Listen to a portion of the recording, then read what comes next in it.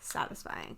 He picked this for himself because still we are not going to the store much. So when he does his grocery I love how runs, you say we are not going to the store. I'm the one that always goes to the store because you are a hypochondriac and also one person of the household should be the one going out. We shouldn't be exposing a bunch of people. I love how that's just de facto me. Yeah, well, you're welcome.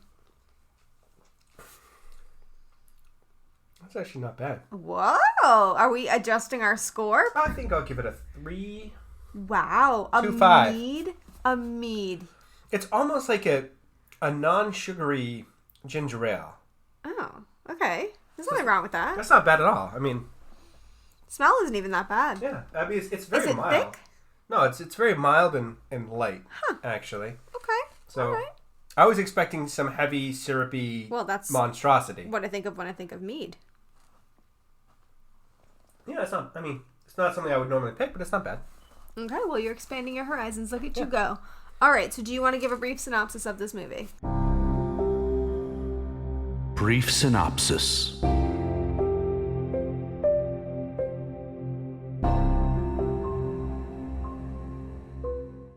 Brief synopsis. Zombie apocalypse. It's a virus similar to rabies that once you are bitten, within 30 seconds or a minute, you become a zombie and start eating people's faces. Like that guy in Florida on bath salts. The movie is around a group of survivors in a nuclear missile silo military compound. Brief, darling, brief. And they're trying to find a cure, and it's all about how the zombies break in and kill everybody. I guess. That's sure. basically the movie. Okay, definitely a different route than I would have gone for that synopsis, but hey. So we should get into the characters. Yes. Now, you know these characters from your nerdy shows well more than I know these characters, so I might let you run a little bit of this. But do you want to start with the first person because you knew her right off the bat? Well, it's Natalie Dormer. Mm-hmm. So she's best known for Game of Thrones, for those of you who don't know. And she's also in Elementary and a couple other things that I've seen, but... She plays Dr. Gina Rose.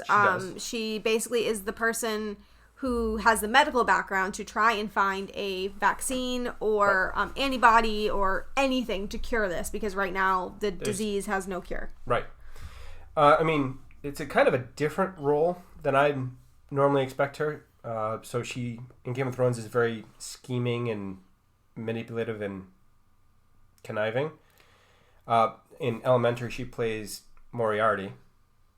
She plays Moriarty, my favorite character ever. I've only seen, obviously, the British version of Sherlock Holmes when he is a man. Yeah, but... Elementary takes place in New York City. It's kind of an offshoot of Sherlock Holmes. Interesting. So... I wouldn't say in this movie she's not conniving and manipulative, because she certainly gets her way and uses her... all of the tricks in the book to win her arguments. Yes. But at the same time, she is a little bit more of a hapless... She fell in love with a guy that is clearly not into her. And... oh, poor baby. You knew he was married. Get over yourself. I clearly have no sympathy for this woman. Zero sympathy. Yes. All right. So, yeah, that's all I got to really say. Okay, so Stanley Tucci, which I think everyone knows Stanley Tucci, but he's one of those guys that, like, doesn't stick out to me as, like, somebody I would think of right off the bat. I know he was, like, the dad in Easy A. I think he was the dad. He was definitely in Easy A. What movie have we done for the podcast that he's been in? Do you know? Probably not. I probably do once you say it, but... Spotlight. Oh, right. I remember you mentioned it when we were actually doing... yeah, he's been in a bunch of movies. He's been in Captain America for a brief bit. So, yeah, he's a delightful, usually lighthearted person. I don't think he ever plays the villain, really. Right, but in this movie... he is kind of the villain, although I'm kind of rooting for him, honestly. Like, because all of the humans are not likable. Yeah, now, so... this is my question about his character, right? So the title of this movie is Patient Zero. So they're constantly looking for the person who first got infected. And from all the trailers, I assumed that was him. Right. However, from watching the movie, I don't believe Patient Zero is ever found, first off. And second of all, he's just another zombie who happens to have evolved to the point of, like, not having all the problems that some of the zombies have. I would hazard a guess that he would object to you saying just another zombie. They had that conversation, and he's like, "You just assume that we're all the same." Well, right. So he plays a professor, and that definitely comes across in the way he chats and all of that. But it's just very strange because you think the name in the movie is Patient Zero. He's the main character. He's the most famous actor. He must be Patient Zero. But there is no Patient Zero in the movie Patient Zero, right? No, he's really... Well, there is a Patient Zero, but it's the opposite flip, which we find out at the end. Spoilers. But no, it was kind of a flip on the head because I expected him to be Patient Zero because he's the first zombie that's normal. Right. Which is not the case. Right. So, yeah. Next one is Clive Standen. Knox. Now, I will say, we're probably going to call him the guy that we recognized but didn't know most of this because I don't know that they actually used his name more than once in this movie at all. Yeah, like they said it one time at like the beginning of the movie, and then you're just expected to remember it for the rest of the movie when you're being introduced to 20 different people. Right, which in fairness, we didn't, and every time we related to him in any discussion of this movie, we said, the guy that we thought looked familiar, but we didn't know, that's him. So, in case you need to know further on in the podcast. Yeah, I mean, I know him from Vikings. I have not watched the entire show, which I've been meaning to because it ties into my favorite nerdy computer game of all time, but I haven't gotten around to it because you don't seem very interested. Yeah, not my thing. Although the men, they're my thing. So that anyway. But he plays kind of the typical what you would expect for kind of the military guy, just the not nice military guy that it's a trope in a lot of movies, you know. I mean, there's obviously the nice version of the military guy too, but this trope is really kind of like the jerk, the jock that went military kind of thing. That's what I think of. The guy that is used to abusing the power because he can and gets his way because he's the boss. Right. He's not a super big character, but we will be talking more about his character and what we feel about it later on. And then the last major person I want to talk about before I kind of get into my Gilmore Girls reference, which took a turn. Matt Smith. So I believe, and I said it during the movie, and you said no, but from my research, I think I was right. He was Doctor Who. He is the Doctor. Yes. So you're welcome.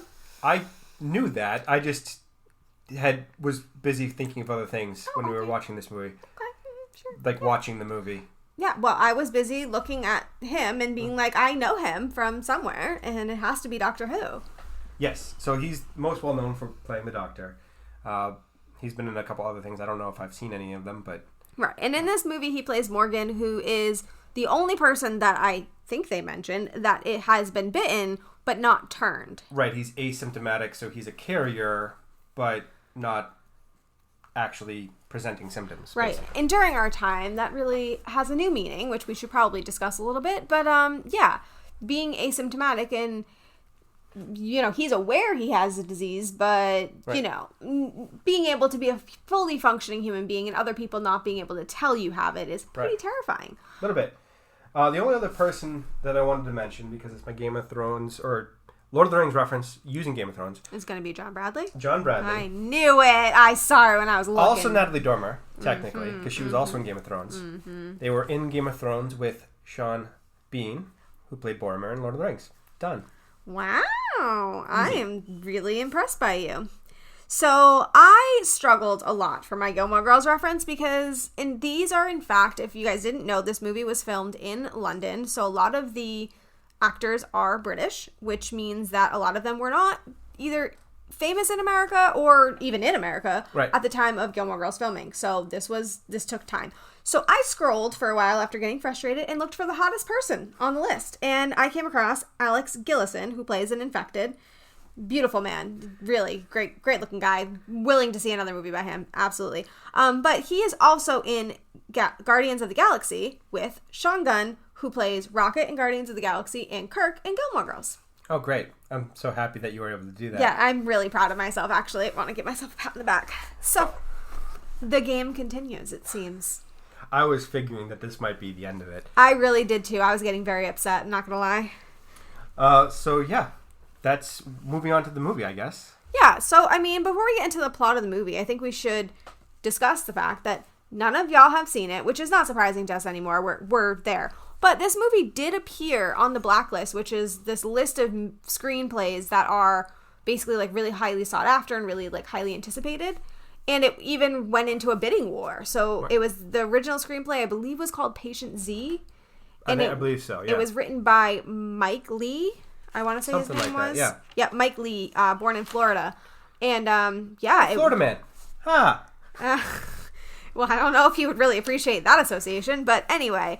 But yeah, it was really highly sought after. But then I don't think it did what anybody expected.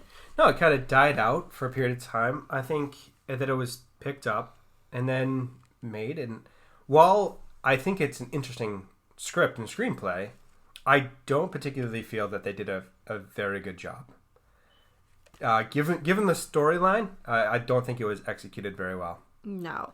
So, I mean, I think there's a few things. I think the actors are good actors, right? They're well known, they're good actors, but they were kind of given stereotype roles, so they were very kind of pushed into this bubble where the dialogue really was not great.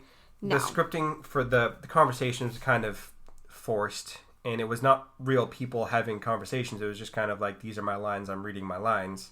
Right. And they took the initial premise of the movie, the flip at the end, to be the asymptomatic person is the zombies patient zero, and he's the person they're most scared of, and kind of threw it in there at the end. There was no real meaning, and there was no real kind of gravity to right. You didn't really care. No. So they also didn't do a very good job of building out the characters. You don't really care about any of the people that get their face. No, I mean the main character is technically Morgan, and we'll describe a little bit more why, but really you don't like him. You're not rooting for him. You're just, and every decision he makes, you're just like, dude, what? Really? So you don't get to attach to anybody in this movie at all. And I liked the villain more than anything, and I was kind of like, all right, I mean, if y'all win, then I'm down. Like, yeah, that's fine. So yeah, I did want to kind of just mention that there is kind of a debate out there on the internet about whose fault it was that this did so poorly, because people were really looking forward to it. And so it's between the screenwriter, Mike Lee, or the director, Stefan Rzowski. I don't know if I said that right. He's Austrian. So I just kind of wanted to say both of them are kind of unknowns. Mike Lee is most well known for his movie Dark Summer. And he also co-wrote the comic book Mayhem with the writer of Walking Dead, Robert Kirkman. So he isn't, unknown, but he's new to screenwriting. So that could potentially be a problem. And then the Stefan Rzowski, he's most well known for All the Queen's Men with Eddie Izzard, that movie. Okay. And then one of his most recent films was The Counterfeiters, which I had mentioned to you because it looks really interesting. Oh, I'm so 100% sold on that, and it's 100% on the list, and it's going to get pushed to the top of the list. It's a subtitles movie, which you're going to hate, but we're watching it. Right, but it is a he is an Austrian film writer or film director, so I don't know if they do things a little bit differently. They could have different ways in which the films are built out and character development and all of that. I mean, I don't watch a lot of Austrian films, so I don't know if that affects. I mean, not to pick sides in this, because it's probably not one or the other. There's probably a combination. It's probably everyone involved has at least a little bit of a responsibility for what happened. But based off the trailer for The Counterfeiters, I'm totally leaning more towards the screenwriter. Yeah, so basically what he's saying is we might have to do further research and watch The Counterfeiters for the podcast to kind of, really have an informed decision. But what it seems like, though, I will say, is that the internet seems to agree that the actors were not to blame, that they were handed a poor script and poor direction where they weren't able to fully live up to their potential given their other roles. The caliber of the acting in this movie. Because it's not a traditional zombie movie that you think of with no-name actors that are... This is their first big break movie because this is the only movie that they can get a part in, and they're going all over the top acting, and it just kind of ruins it, and it's campy. Right. So I didn't have a problem with that. This movie feels to me like they took a really great idea and just didn't execute the idea. It's very similar to me in terms of I Am Legend. Based off the book version, which I really do enjoy. It's one of the best twist endings of anything I think I've read in a long time. And the Will Smith version movie, which just kind of falls flat. Although this is a heart-wrenching dog scene, but it... so please don't remind me. That's awful. But the real heart of that movie and that story is that the zombies are people. They're just infected people, and they're calling to you to try to lure you out of your house so they can infect you. And at the end of that story, the story version, he spent his life trying to find a cure, but then he's also trying to protect himself by killing off all the zombies in his area that are out at night.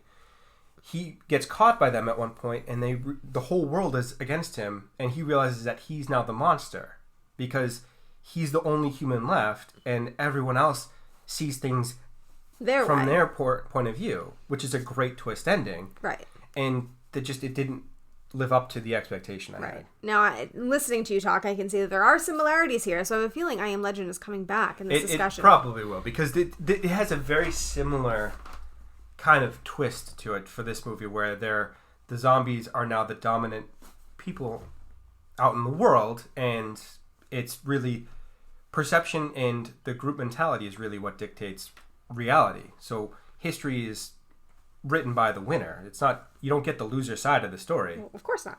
Right. Because they're dead. So right, or the loser, so their voice is lost. Exactly. Okay, so this movie does bring up a lot of morality questions. Yes. So I feel like we should at least discuss those because there's a lot of questions, and I don't actually know how I feel about all of them. But the first one that comes to mind is the one that's going to obviously bother me the most. But should you sleep with someone else, really doesn't matter who, but in this case, the doctor, the one making the cure, while your wife is still alive, though infected, but still alive? I would have to say no. That's probably worse than having moved on after your wife has died. So you're saying no because your wife is sitting in front of you, or... Well, what am I supposed to just go the last 40 years of my life living by myself? Like, that's fine, okay. But at the same time, it's human nature to try to move on, especially if it's been years. Okay. But... no, the having your wife infected and then they're in the same area, that's supremely shitty. Yes. That is just mind-bogglingly shitty. And to both women. Yeah, it is, 100%. I mean, the doctor knows what she's getting because she knows that his wife is there, but it's just a horrible thing to do across the board. It reminds me of John Edwards' public service announcement to the piece of garbage that he is, where he cheated on his wife that had terminal cancer. That's awful. Like, I can't even. Like, and then imagine, I know terminal cancer, they die, but there are those miracles, right? And that woman comes back around. Well, it's even that. It's like he was doing that while she was in chemotherapy and, like, trying to fight it. Like, that's just horrible. That's so bad. It's horrible no matter which way you spin that. It's just, there's no... It's reprehensible on every level. Yeah, it's in sickness and in health, not... Yeah. Oh, well, when you're healthy, of course I'll be loyal to you, but sick, bye-bye. It reminds me of The Walking Dead, the first season, when I forget her name, Lori, I want to say. Lori is Shane and Rick. I remember Shane. He's my fave. Anyway, Lori and Shane sleep together because they think that Rick is dead because he hasn't shown up at the camp yet, and they assume he's dead, and then he shows up, and he's not dead, and then they lie about it, and it's this whole thing, and it's a whole situation, and ends up what kills Shane. It's a whole thing.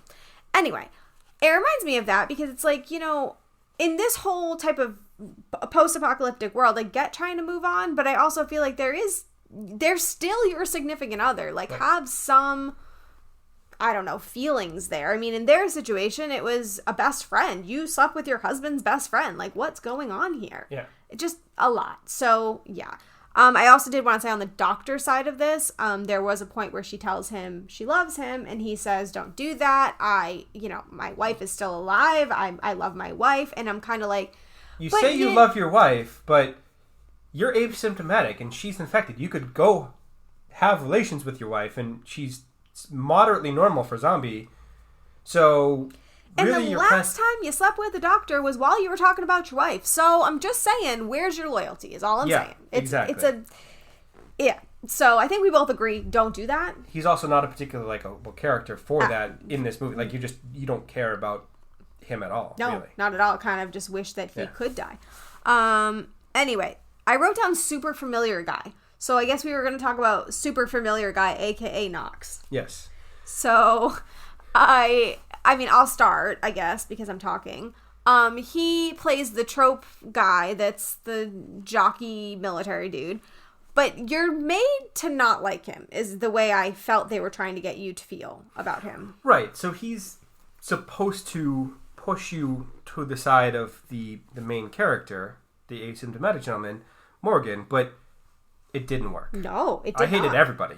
I hated everybody, but I understood this guy's side. Right. I mean, so we did do another movie, Belko Experiment, where a very similar character was there, which more unlikable than Knox, for sure. But a similar character where basically he took the stance of, I'm meant to kill people, and in order to survive, that's what I must do. So that's what I'm going to do. I do not value people's lives over my own. Well, it's more if we kill a set number of people, you save some of them. And while it's a horrible thing to do to kill people, you're trying to do what is best for the most number of people, which is a logic that you can understand, if not agree with, in terms of, I get where you're coming from. Killing 5 people is better than having 10 random people die. Right. But it was very clear that he did care about the people that are being sent out to collect more samples, which, how many samples do you need if you have a zombie cage room in the facility with a bunch of zombies? Right. Like, how necessary is it to go find more people? And then, if you needed more people, get rid of the ones that you have so that you can isolate and minimize the number of people that are infected in the facility. Right. It felt to me that he was more rational than the others, where he was kind of looking at it as, these are infected people. We need to kill them to save ourselves, right, because we're not immortal. Like, we can die from this, and others that we're trying to keep safe here can die as well. Right. And I felt like the main character obviously had a different perspective because he could not be infected. So you're not running a zombie zoo. You should not have 100 zombies in the vault with all of these regular people. Like, that's just very bad planning. Right. And we saw why. So all I'm saying is, I think we were supposed to dislike him, but if I had to pick somebody on the good guy side, I think I'd pick him. Yeah, but really I'm picking Stanley Tucci's character, honestly. Well, yeah. So speaking of Stanley Tucci's character, one of the things that kind of stood out for what he was saying was the idea that his race was superior to the human race. Mm. And basically his thought process was, we're evolved. We don't have the morals kind of tying us down. We can do what we want, and we kind of have more free will almost than humans. It's almost like humans are limited in their ability to do things based off of, for lack of a better word, their conscience, and not wanting to just murder people because they can. And there was a lot of morality there, and there's also the morality that they kind of shoved into this movie that I didn't think belonged, where the whole meat is murder, you killed chickens, so why can't we kill you? And then the whole, we're good for the environment because you destroyed the environment, that just kind of was thrown in there as a political statement. And on the meat is murder thing, you eat the chicken, you took one bite out of a person, then walked off and bit another person. So, well, but what he was saying, though, was that their hunger is for violence, and they're satisfying their hunger for violence by doing that, where our hunger is for food. So I don't know if they don't need to eat, or if they eat something. I don't know. I mean, they didn't really explain, but he did say that his hunger is satisfied by committing violence. I get that, but at the same time, what are we just going to live in the purge 24 hours a day forever? Like, yeah, I guess it's, you can do what you want because you can do what you want, but that leads to an eye for an eye, leaves the whole world blind. Like, if everyone is going around biting people's faces, no one's going to have a face. Well, right. And also, if everyone becomes a zombie, who do they fight? Do they fight each other? Does it become infighting? Like, because it looked like they were creating packs and they were, right, working together. But at what point do you then turn on each other because you need to satisfy that hunger? Well, there's that part. And then there's also the part of our own human history where there are theories that sociopaths and psychopaths evolved as a way to advance civilization forward, because some people do have to make that tough decision, and those people were able to become the leaders of their respective groups because they have to make the tough decision. But at the same time, it to a point, if everyone is a bloodthirsty monster, then everyone's going to die. Right, exactly. You see a lot of amputees, you see a lot of blind people, like all of that, because they're just going around killing each other. Right. So. Okay, so we like to talk about morals. I know we do, but we do need to move on. So the other thing you love talking about is zombie movies. So I do. This zombie movie had a little bit of a different twist than others. So since you're the zombie movie expert, I figured I'd throw that to you. And well, so this is more in line with the 28 Days Later zombies, where they're infected zombies rather than the traditional Night of the Living Dead zombies that are the slow, shambling zombies that you have to shoot in the head. Mm-hmm. So I will generally prefer the fast zombies that are just infected people, because I find that more believable a scenario. Mm-hmm. But at the same time, that's kind of an afterthought for this movie, and they don't have a lot of that tension for this movie. It's more about sitting in a room talking to the zombie, right, which kind of misses the mark, because they have the great concept of the zombies can talk to you and they're now sentient people, and then it just kind of throws that away because reasons, I don't know. Right.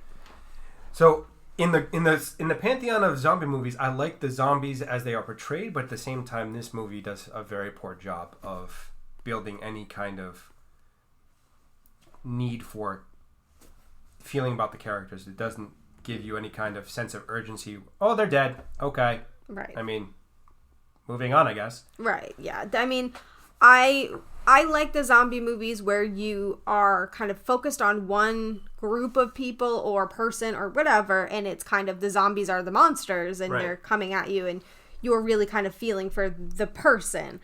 I didn't feel for anyone in this movie. I felt for the zombies more than I felt for anybody else.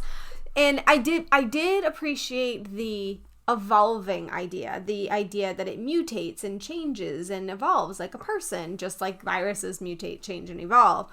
I appreciated that, but they kind of just didn't really explain it at all. It was just kind of like, okay, but why? So like, why does Stanley Tucci's character not be affected by music? What was the reason for that evolution? I mean, generally with evolution, there's a reason. There's something that it's trying to accomplish or like something it's trying to fix. Physiologically that changed about them that makes them hate music. Or they did some kind of brief explanation, but there was no real... Well, no, all he said was, what? So you assume we're all the same? Yeah. And it's like, okay, but with the evolution, there's usually a reason. Like, was the music affecting you? Was it slowing you down in some way? What was the reason that was so harmful? Because I can't imagine that in the outside world without humans, there's a lot of music that you have to contend with. So what... I think it was probably a need to evolve. My theory is that it was a need to evolve because the last groups of people are probably blasting music 24 hours a day just to keep all zombies away. Like, right. That would be the first thing I would do if they're that sensitive to music. I'd be like, all right, we're playing some metal. Got it. Right, but then my question is, then when you become a zombie, do you devolve a few steps to then have to evolve? Because, it's a gray area. There's no real answer in this movie. It's because it's a plot advancement tool, I guess. Yeah, I mean, it was just something that they could show easily that showed he was different, I guess. Yeah. But that kind of stuff was just weird to me. But you related to the music version. I'm tone deaf. I could live an entire life of solitude without music. Which is very sad for me. Which you don't understand at all because you love music. Yeah, and I don't listen to it as much without somebody to share it with. I mean, Sad days. I will read books or watch TV. I'll do other things that are not music oriented because that's just not what I gravitate to. Yeah. So you're more than welcome to play. Let's mourn the loss of music. Let's have a moment of silence. You're more than... That's irony. Anyways. You're more than welcome to listen to music. I'm not going to be the person to go to. Yeah, we've learned. Yeah. But anyway, so we are in Corona time. Yes. And so we should at least acknowledge the connection here because this was my aversion to watching this movie in the first place. But this movie does talk about a virus that mutates and evolves and is passed easily from person to person. Obviously, the passage of this disease is different than corona. That you need to be bitten for this disease to pass, where in corona, it's droplets of moisture that travels. But I think there are some similarities. I mean, obviously mutating is one of them, but then the other thing is isolation. Right. You need to be in isolation when there is a virus. I mean, pretty much full stop. It doesn't matter what kind of virus. Because in corona time, if you don't do that, one person gets affected, the rest of the house is now exposed, and potential of getting infected is much higher. Yep. And also, too, the isolation is important because looking at zombies, when zombie gets in, they can now kill all of them because... Well, it's a similar concept to how they design military ships and boats. So they have everything compartmentalized, so if there's a hole, they can close off a section and keep going. But like that would be the most effective way to contain both zombies and infection, really. Right. As soon as one area is compromised, you just close it off. Sorry. It's isolated now. They can't get through the bulkhead. Right. So, obviously stood out a lot. And then the other thing that I wanted to kind of mention was that the main character of this movie is asymptomatic. So he does have the virus, but he's asymptomatic. Now, They didn't say in this movie that if he bit somebody, would he transmit the virus? I don't know. That wasn't made clear. I would assume yes, because he has the virus, but I don't know. But with corona, there's also that situation where we have asymptomatic carriers who are walking around. And the terrifying part about that is having people that look completely normal, feel completely normal, passing on this virus. So it would have been interesting to know with him if he was still, since he was a carrier, was he able to pass it on if something were to happen?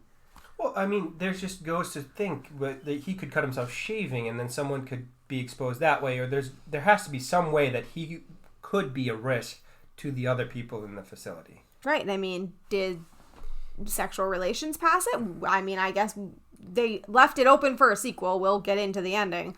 But is that baby going to have a virus? In some zombie movies, I can think of Dawn of the Dead, I believe. The pregnant woman that has the dead baby inside that becomes a zombie that kills her. Yeah. Right. So that happens. Or is this baby going to end up asymptomatic and be immune to zombie bites? Right. We just don't know. But so that type of stuff is interesting to me. They just, again, didn't do a great job with it. Yeah. I mean, that's kind of where this movie falls flat, is the execution on a lot of levels. Right. So anyway, the last thing movie-wise is the ending. We have to talk about it because, guys, I'm sorry to spoil it for you. This ending is horrible. The ending is kind of bleak. It's just dumb. Like, they just ride off on a motorcycle. Right. Are we in Greece? Like, what's going on here? Like, where are you going? You're still being chased by zombies. You have to outrun them now on a motorcycle, which you can do. But the roads haven't been maintained. What happens if you got into a downed tree or, like, there's nothing? Right. I will say, and because I'm going to have to say this, the movie does not pass the Bechdel test. Okay? It does not. It fails horribly. And one of the main reasons that I feel it fails on this is at the ending of the movie, the wife who has been cheated on, is escaping with them. She's partially normal because she's been taking this antidote that the doctor created, whatever. She's escaping with them. She realizes by her spidey sense or whatever, they don't explain why they can sense things as zombies, but she realizes that the doctor is pregnant with her husband's baby. Yep. So she decides to sacrifice herself to save her husband and the pregnant baby. And they seemed, at least the way I read it, to be alluding to the fact that she was doing it because her husband and her previously, when she was normal, were discussing having a surrogate. So they were kind of alluding to the fact that this girl is now her surrogate. Which makes no sense whatsoever. It's the weirdest connection I've ever seen. It is kind of weird. It also is like the ultimate sacrifice. Like, it's her doing what is best because she loves her husband so much that she can't live in a world without him. Ew. So we've taken women to that level that we just say, oh, oh, honey, I love you so much. Just please go be with the woman you cheated on me with and have her baby, please. What if it was reversed, though? Would that be an ultimate sacrifice on the man's part if he was... If he was being cheated on this whole time and lied to while kept in a cage? Honey, I want you to go on with your life. I'm happy that you have found someone to share the world with. But none of those conversations happened. It was all very much the woman just kind of saying, I know what you did. Him never admitting. Him lying. Him denying. And then her just being like... he's a shitty person. He's a terrible human being. Right. And her just being like, that's okay. You don't ever have to tell me anything. I know. And I love you so much. I'm going to sacrifice myself for you. It's one of those things where he is a terrible person and you're making the case that zombies might be better, even though they're bloodthirsty monsters. Because... Ew. The doctor also never acknowledges anything either. Right. So she's with this wife the whole time, and she doesn't acknowledge anything. She doesn't even talk to her. She doesn't even treat her like a human. There's no, any, girls kind of getting together and, understanding each other. Nothing. It was just disgusting. It's very obviously written by a man. It was just, not a fan. Well, there is a lot of just really head-scratching things in the movie that just don't make any sense. Like, that scene, I mean... You're not going to infect rats because they get everywhere. That's terrible. Yeah. Terrible decision-making. Having an entire prison, basically, of infected zombies in a place where there are refugees. Have one or two. Got it. You're trying to find a cure. But then you have to selfishly be like, okay, we got all we can from this one. Kill. Off it. Move on to the next one. Because you have to mitigate the risk as best you can. Right. Rats can get anywhere. If their head can fit through somewhere, they will get through. You have an aversion to rats, it seems? Sometimes a hole as small as a quarter, a rat can get through there. Well, rats are tied to infection and plague, historically. Really? Oh my god, I didn't know. Well, that's going to be part of the History Minute. Of course it is. Well, speaking of History Minute, do we want to move on to that? Well, other thing, it just... Lastly, he hit a zombie with the axe, the fire axe, and then left the axe. You could have won your fight easily if you hit Stanley Tucci in the head with an axe. Come on. And then that's one of that was a scene from a different movie that I walked out of because I just couldn't watch it anymore. Wrong Turn, which was a horror movie that was terrible. Oh, about the cannibalistic hillbillies. Yes, in the middle of Appalachia, driving the car and they were hitchhiking or something. Yeah, it was just it's backwoods America. An axe comes flying out of the woods, hits a tree. And they just walk away. Yeah, the cover of that movie was a girl with short shorts. Yeah. I remember this movie. I couldn't even... I was like, nope, I'm not watching it. And they did the same thing in this movie. And it was just so maddening. So what I'm hearing is Wrong Turn needs to get on this list so that you can complain about it? I just really hate those type of movies that the character does something so incredibly stupid that you're like, well, no single person is that dumb. So, guys, you're hearing what you need to do is recommend movies that one character does something that nobody would do and that has any intelligence at all to bug Tyler. That's what you're hearing. So, yeah. So, anyways, we have rambled on for plenty of time. Let's get to your History Minute because I am sure you have lots. Tyler's History Minute. So... First off, there's the Black Death, the bubonic plague, that ravaged the Middle Ages and killed a lot of people. It's the most deadly virus in the history of the world. Mm-hmm. And why are we talking about that during a zombie movie? Well, it's related to the rats because it was spread by the fleas that were on the rats that lived in the houses. You're an amoeba on fleas on rats. Why did that come to my mind? Because you've been playing Animal Crossing and catching fleas off of people. That's why. The next uplifting thing, I wanted to talk about the history of humanity fighting back against contamination. Okay. So there's a long history of people and medical professionals trying to make the world a better place. So the first instance of a vaccine in Western culture is a man by the name of Edward Jenner, who infected people with cowpox because he discovered that if you do that, they are either not susceptible or have considerably less lethal symptoms to smallpox, which killed millions and millions of people. And that led to the vaccine for smallpox, and we've basically, in the developed world, eradicated smallpox. The next is Louis Pasteur, and most famous for pasteurization in sanitizing milk. I was going to guess that. He led the fight to develop a vaccine for cholera, which is spread by unclean water, and anthrax in 1897 and 1904. Edward Jenner was 1798, so 100 years before that, give or take. Then, most famously in the United States, Jonas Salk invented a vaccine for polio in the 1950s. It was hugely stigmatized until Elvis Presley got a polio vaccine on television. Jonas Salk decided not to patent the vaccine to profit off of it so that it would help humanity. Great man. And it's led to the eradication, for the most part, in the United States and the developed world. We do have a few cases that pop up every now and again, but most of them are from immigration, or someone has brought it in because they came from somewhere that does not have the vaccine access. The last thing, I know I'm going on and on and on. You had asked me to do a history minute on St. Augustine because the professor was talking about that, and I have that written down. Right. So St. Augustine was a philosopher for the Catholic Church back in the 300 area. Mm-hmm. And he argued that it wasn't good enough to follow the rules of the church, and that your actions don't really make you the person you are. What matters more than what you do is what you are, the reason why you're doing it. So your motives behind your action is what matters. So the example he used is you can have a father that beats his children, and then a kidnapper that talks to them nicely and gives them treats and things.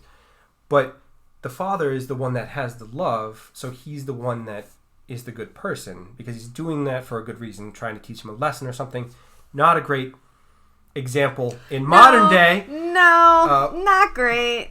We just had a Boy Meets World episode about an abusive father. Right, and, so there's it's it's not a great transition, but that was more acceptable back then. And it's really, you can justify any action as long as you have a good reason for doing it, which also kind of breaks down where you're like, I'm killing all of these people because I don't agree with them. And then okay, Hitler. Exactly. So it's the ends justify the means because you have a reason. That's not an acceptable argument. No, but it does relate to this movie, and it does make sense why it was talked about in this movie, because that's kind of what Tucci's character was saying. Character was saying was basically that, we have a reason to be violent, so it's okay. Just like you have a reason to kill chickens and whatever, so you're saying that that's okay. So right. It's moral relativism. Well, but what about this? Or why is this way, and why is this not acceptable? Or right. Where do you draw the line? Is a very valid question to ask. Right, and I think it's different for everybody in different circumstances. Right. So. Anyway, that's my long-winded history minute. I'm sorry. It happens. So, Audience Ask will be much shorter because we knew this wasn't a movie that a lot of people had seen, but we did get our 2, which is our goal every week. So, Audience Asks.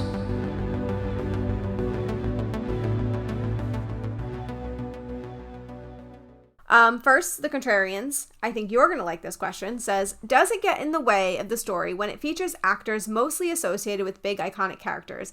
I can't look at Matt Smith without thinking Doctor Who or Natalie Dormer without thinking Marjorie Tyrell. So I do think that there is an element of that where, for me especially, because I know Game of Thrones, you don't watch it, I instantly was like, oh, that's Natalie Dormer. Oh, that's John... I call him Sam because that's the John character. Dudley or something like that. Or Bradley, something like that. Yeah. But he plays Sam from Game of Thrones, and that's just instantly where I go. Right.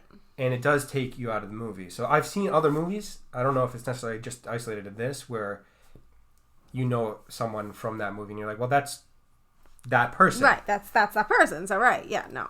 See, for me personally, because I haven't seen Game of Thrones and stuff like that, this didn't affect me. Now, I did recognize Matt Smith from Doctor Who, but I wasn't like a huge Doctor Who buff, so it was kind of just like, oh, he looks familiar, but it didn't affect me in any way. Where for you right off the bat were like, oh my god, these are all Game of Thrones people, so it did affect you.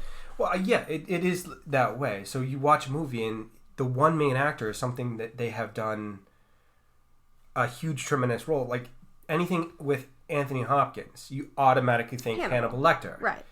Anything just with big name characters, you just Tom Hanks. You think of all of his big name roles. Daniel Radcliffe is Harry Potter. Like, I mean, that's just what he is. You get typecast. Like, that's just reality. Right. So yes and no. Yes from the person who knew the characters, and no from the person who didn't. It's fair. Okay, so this is a new person. The Dr. Squee Show said, if the world of this movie existed and we knew the zombies could think independently, is it morally right to kill them still, even if we never found a cure? So that's a morality question we didn't actually cover. I would argue that it is probably not acceptable insofar as going out and proactively killing them. Certainly, if it's a you versus them and they're trying to kill you, you have every right to shoot them in the face. Right. Just like if a man breaks into my house and is trying to kill me, I have every right to shoot him in the face. Right.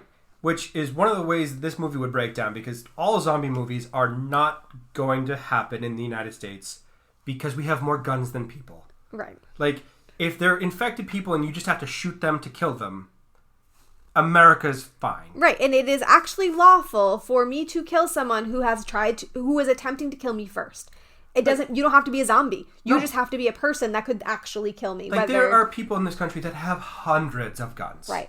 And I say that knowing full well that my late grandfather was one of those people. World War II vet, nicest man in the world, but a bit gun crazy. And that's just a thing. Right. So the answer would probably be morally, it is probably not unless they're attacking you. But they, given their very nature, will be attacking you, so... So, right. I mean, maybe don't hunt? Yeah, don't proactively go out, but if you stumble across someone and they're trying to kill you, shoot them in the face. Right. And also, if you stumble across a human trying to kill you, shoot them in the face. Yeah. So, I mean, that's... Basically, if somebody is trying to kill you, infected or not, kill them. Yeah. That's basically what we're saying. You have every right to live and do whatever you have to do to keep living. Right. So Self-defense is a thing. Remember self-defense, that. Kill everyone trying to kill you. Yeah. So there. Anyway, we do have to get into ratings because we are well over time. We are well over time. Reviews.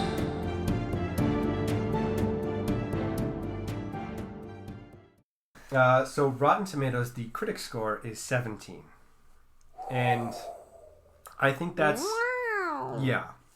I think that's due to the fact that there's no great cinematography, there's no great script. It's a lot of zombie movies have low ratings just on that basis because it's not great acting, not great cinematography. There's no highbrow area.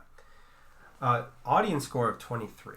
So it's also not it was popular. trying to climb, but didn't work out. So it's a great concept, but it just falls on its face. And I think that's, for me, that's where people disagree with this movie and don't like this movie. And I didn't honestly really like this movie because I was let down by the potential. Right. I would be really interested to see a remake down the road of somebody doing this, living up to its potential. Like, I liked the concept. I just want to see it executed better. Right. I want to see a faithful adaptation of I Am Legend because the flip at the end is so grabbing to me. Because it wasn't just the Will Smith dies in a basement because they're mindless zombies. It's he's become the monster. He comes to that horrible realization where I am the thing that I am trying to prevent. Right. And that's just such a great morality moment where everything is in the eye of the beholder, and if you are the minority, their reality is now reality. Right. So basically, I want to end by saying, dear Hollywood, stop remaking the movies we all love and start remaking the movies that we all hated but had such potential. Right. 100% agree. If you could take a great concept movie that was terribly done and remake it into a great movie, that's more We'd all appreciate that. We'd all be like, thank you. You didn't ruin a movie I loved, and you made a movie I hated wonderful. Thank you. I think the problem is that they're concerned that they're just going to make another terrible movie, but you run into that trap of doing that for a good movie and making a terrible movie. Right. So just try. Try the bad ones. Let's see how it works out. You can even give it a new title so we don't know about it. Yeah. Be sneaky. I'm fine with it. So I'm going to go with a 5 out of 10. Like, it's not great. No, it's not. It's a few points above Big Trouble in Little China. Really, it's really not a great movie. Right. So I was giving it a 4. I hate the way they dealt with women. I hate it with the passion. There's no character development, which I need. And Stanley Tucci is Stanley Tucci. So, I mean, there's points there. He has to have points. Like, we have to give points. And it was a great concept. I really think that if M. Night Shyamalan came along and tried this out or something like that. Someone that has an established track record of taking the concept and faithfully showing it on screen, you might have to get some new dialogue, because the dialogue in this movie is not great. Right. Let some reworking do. Workshop that a little bit. Maybe cast people that are not in Game of Thrones or some other iconic role. Right. But there's potential there, and I will give points for that, but just terribly done. It's one of those movies I would say watch it once just to say you've seen it so you can see the concept, but other than that, I mean... Well, it's right up there with World War Z with Brad Pitt. The book is great, and the movie has nothing to do with it, and it just falls. Right. So anyways, we know we dragged on forever. There was a lot to talk about in this movie. But we are doing another almost Corona-related movie next week, but a movie you have all seen. I promise you that. It is Patch Adams with Robin Williams. Okay. I know my heart and soul is going to be very sad, but I've heard this is a really great movie. I've seen bits and pieces as a kid, but I don't think I ever saw the whole thing through. I don't think I've actually seen it at all. Right. Honestly. So that's good. So next week is Nurses Day. I wanted to do something given the state of the world. I wanted to do something related to it. And so, yeah, it should be interesting. But anyways, if you guys want to talk to us outside the podcast, if you want to complain about us droning on and on about a zombie movie that was horrible, please tweet me at cinematicallyc or Tyler at blametylercc. Of course, tag me to talk to Tyler. If you want to email us, cinematicallycorrect@gmail.com. We will answer pretty much any email. Right. If you want to rate us because you want to help us get to 70 and you're a wonderful person, then you can do that on Apple Podcasts or whatever app you are listening to podcasts if they allow ratings. But yeah, I think that's it. So thank you to Jake at This Music for our intro and outro music. We'll be back next week with Patch Adams. Thank you for listening.